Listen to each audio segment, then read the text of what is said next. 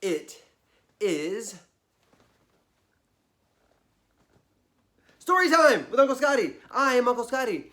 We have our own mugs. Thank you for tuning in to this episode of Storytime with Uncle Scotty, where we are reading Mr. Popper's Penguins. They're really just taking flight, and penguins don't even fly. But I'm so excited to find out what happens next. We're going to get to that in just a moment, but first I want to thank everyone who's checking us out on Patreon, supporting Storytime, enabling us to continue to do this in lots of fun ways with our own mugs, our own bookmarks, Marcus and Marquise. Writing down all the books that we're reading. I need to fill mine in. So, the Poppers have just gotten a contract to take their tour, Poppers Performing Penguins, on the road to the series of Palace Theaters that Mr. Greenbaum owns. They're getting paid. Mr. Popper may not have to be a painter anymore. They may not have to eat beans all winter anymore. They may not have to wear their overcoats inside anymore. What a change of life. And also, Mr. Popper and Mrs. Popper working together, collaborating, spending time, bringing this love that they have for each other into their work and doing something that they're passionate about. So fun and so exciting. So happy for them. And I can't wait to see what happens. So let's get right to it, eh? That's what they say in Canada. Sometimes. Shout out to Donna. Another one of our wonderful viewers. Chapter 16, On the Road. Now I like this. Quick note before we get into it. On the Road is a pretty famous book by this writer, Jack Kerouac, who writes about being on the road a lot and all of the fun adventures that he had and all the things he discovered about the world when he was on the road. But you may or may not know this. Uncle Scotty, it's me. I used to be on the road as well, and I was on the road for different musicians who played concerts. And I was never on stage, was rarely on stage, like these penguins, but I had a good time traveling around the world from Portland, Oregon to Portland, Maine, and lots of places in between, and lots of places around the whole world. It's always a very fun memory, so thank you for sharing that, for letting me share that with you. That's what that would be. Anyhow, here we go. I also just realized that the penguins in this story have more talent and skill than I will ever have. But that's okay, because sometimes we need famous, talented penguins, and sometimes we need the people to tell the stories of those famous, talented penguins, and I am happy to be on the other end of that. Okay, chapter 16, that's where we were, on the road. During the next day, there was much to be done at 432 Proudfoot Avenue. There were new clothes to buy for all of them, and the old ones to pack away in mothballs. You put mothballs in clothes to make sure when you store them in closets or in boxes that moths don't get in there and put holes in them, eat the fabric and put holes in them. So the mothballs keep the moths away. Then Mrs. Popper had to scrub and polish and straighten the whole place, for she was much too good of a housekeeper to leave everything at 6s and 7s while the Poppers were away. And I think that means, like, instead of at a 10, a 6 and a 7. So you don't want it like okay. She wants it nice, perfect, pristine. Mr. Greenbaum sent them their first week's pay in advance. The first thing they did was to pay off the man who had installed the freezing plant in the basement, the engineer. He had been getting rather uneasy about his money, and after all, without him, they never could have trained the penguins. Next, they sent a check to the company who had been shipping the fresh fish all the way in from the coast. At last, everything was done, and Mr. Popper turned the key in the door of the little house.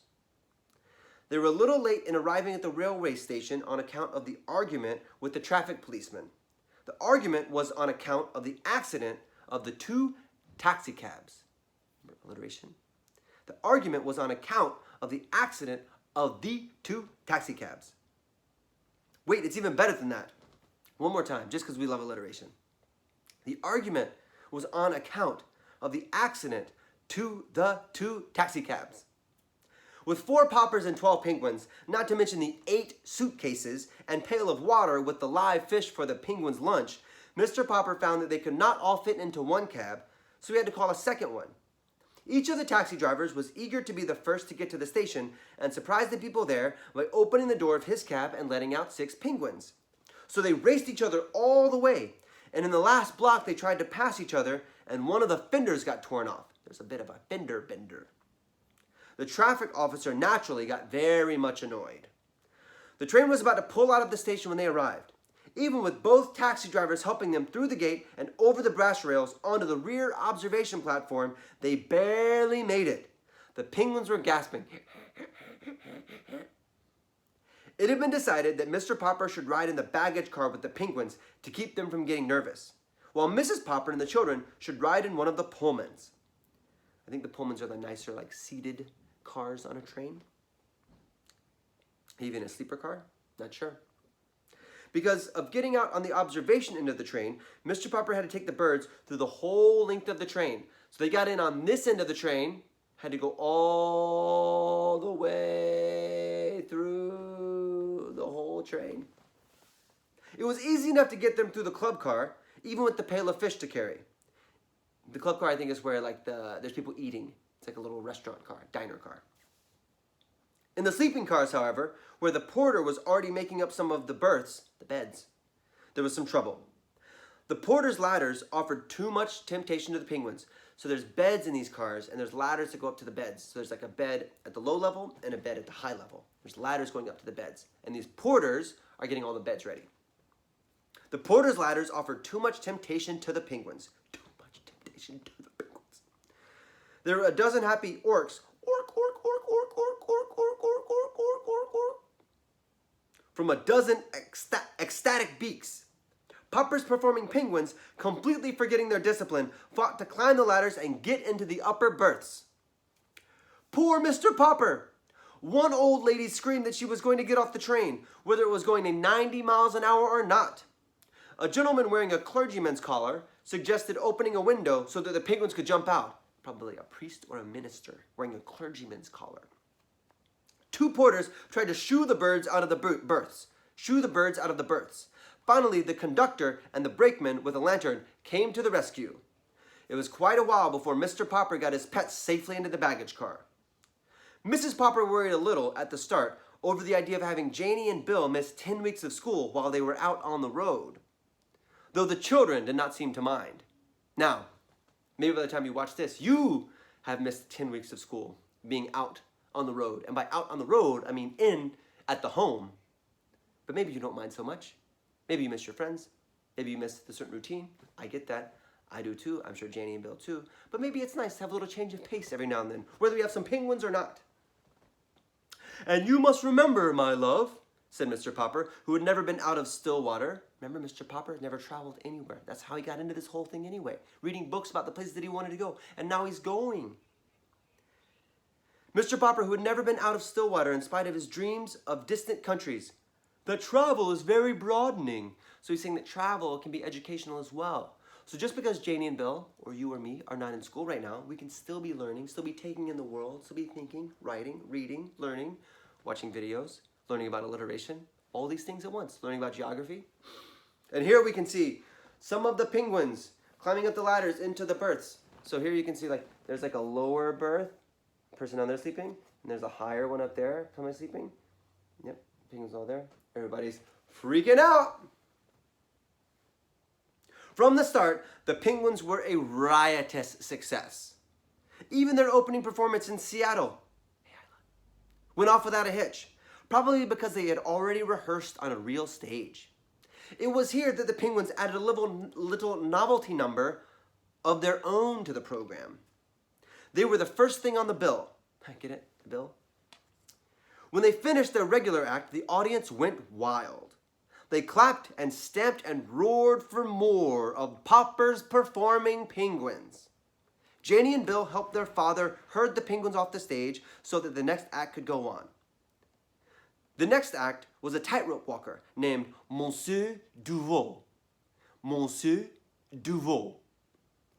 The trouble was that instead of watching him from the wings, as they should have done, the penguins got interested and walked out onto the stage to watch him more closely. Unfortunately, at this moment, Monsieur Duveau was doing a very difficult dance on the wire overhead. So you probably know, but a tightrope walker is someone who's got a tall, let's say it could be a building, could be a ladder, could be a pole, something up here, and a tall one here, and a line, a rope that goes from here to here. And a tightrope walker climbs all the way up and walks across the line, sometimes with a balancing stick, so they don't fall over too much.